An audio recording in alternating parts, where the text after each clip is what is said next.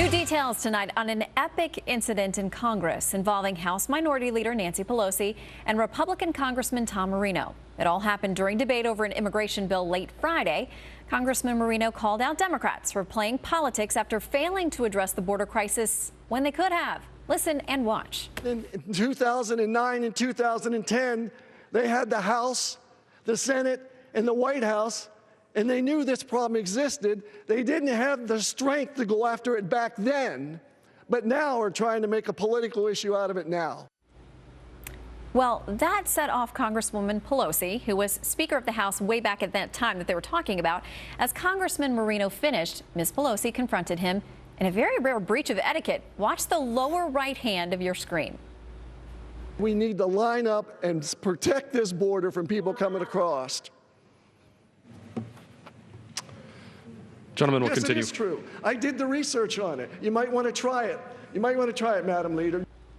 And it didn't stop there. As the congressman walked away, Congresswoman Pelosi stormed across the aisle again, waving her finger. Watch and listen. Even fellow Democrats appear surprised. I yield 1 minute to the gentleman from Washington, Adam Smith. Gentleman from Washington is recognized for 1 minute. What is she doing? What was she doing? Well, now in a primetime exclusive, Pennsylvania Congressman Republican Tom Marino joins us live. Good to see you, Congressman. Thank you. It's a pleasure to be here. All right, so I got to ask you, you're up there, you're making your remarks. Were you sort of surprised about her approaching and what was happening? I wasn't surprised, but it's just a breach of protocol.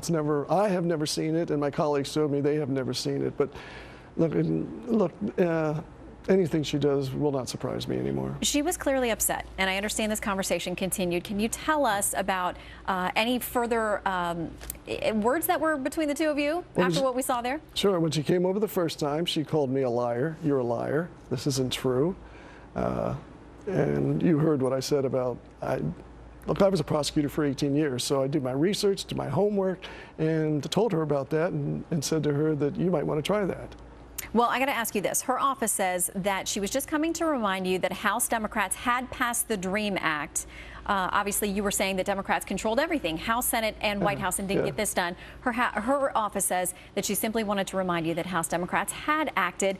And they also say that she accepts your apology. But was there one? No. First of all, if she wanted to remind me, she could have asked me to yield, to respond, to make a statement. She could have asked for more time on the floor. She didn't. She just simply was losing it. And when I finished and said, you know, I must have struck a nerve here, then she came back and followed me up and said that I was insignificant. What was the context insignificant. Of that? She looked very bizarre, very angry, to the point where she just said, you are insignificant. And, you know, I can take that. As I said, I was a prosecutor for 18 years. I was threatened by drug dealers, murderers, and organized crime. This was a walk in the park. I just suggested to her that we go off the floor, and so there wasn't a scene. And again, she told me I was insignificant. She's telling really my people in my district they're insignificant. She's telling the American people who aren't royalty, because there is a fair number of people who act like royalty, and that was a primary example of it.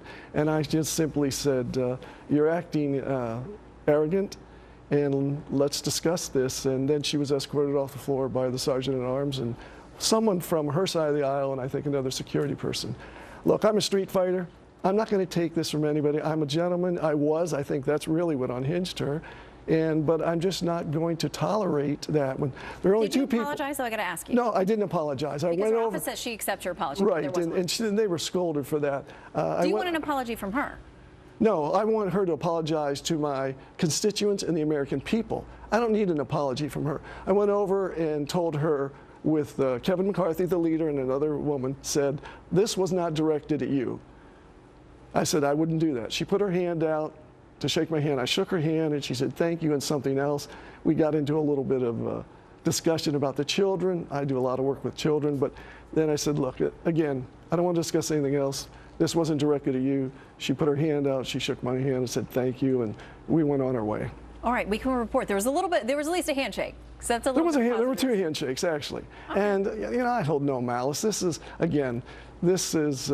something that I wouldn't even have brought up until I heard the fact that she said that she accepted my apology. And again, that was their way of just covering up what she had just done, which is a total breach of decorum in the House of Representatives from the Speaker of the House, or former Speaker. All right, Congressman Marino, good to see you tonight. My pleasure. The door is open for, Minority Leader Pelosi to come here to the Kelly File and tell her side as well. Yeah, Thank you, people sir. can get on my tweet at Rep. Tom Marino. We'll talk about it. All right.